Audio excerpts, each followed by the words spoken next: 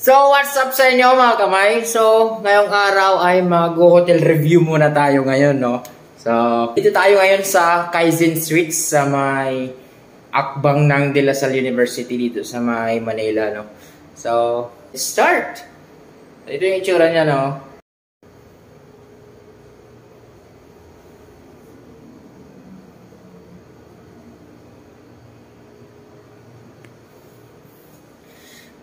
So, dito guys, ituturo ko kayo next.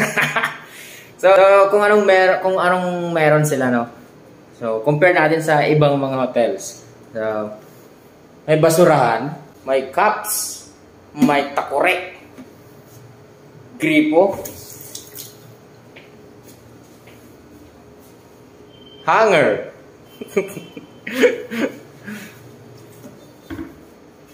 charan cabinet, okay.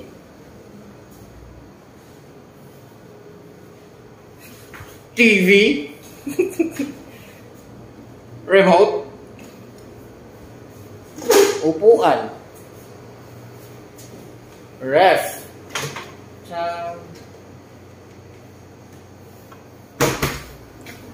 aircon, bed, bed. So, tapos may telepono, tubig, salamin, chanelas. Tapos dito sa CR nila guys, ayos naman.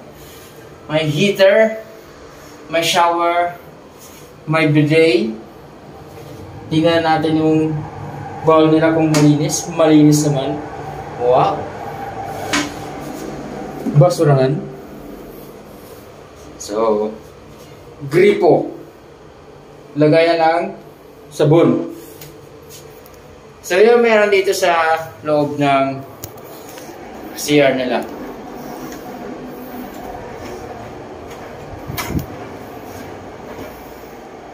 So, yun lang. Yun lang yung meron sila dito.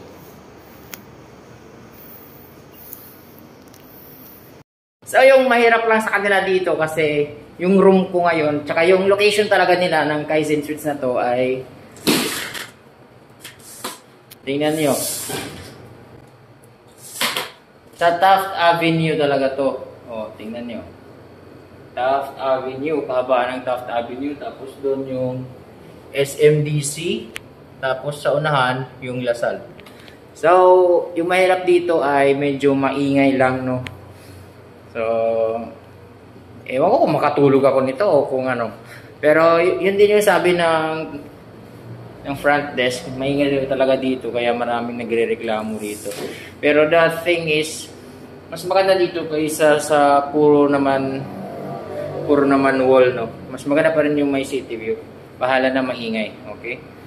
So, yun lang. That's all for Kaizen Suites.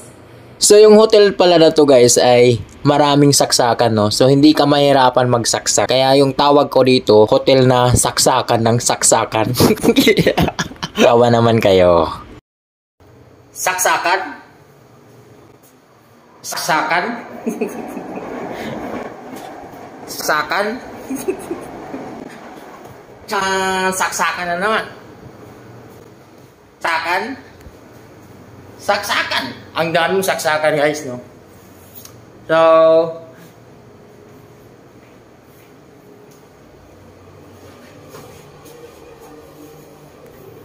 So, kaya bahala kung magustuhan nyo rito. Hindi ako nag-endorse, no? At saka hindi rin ako bayad. Pero, gusto ko lang mag-hotel review, no? Simula ngayon. Bye! Peace!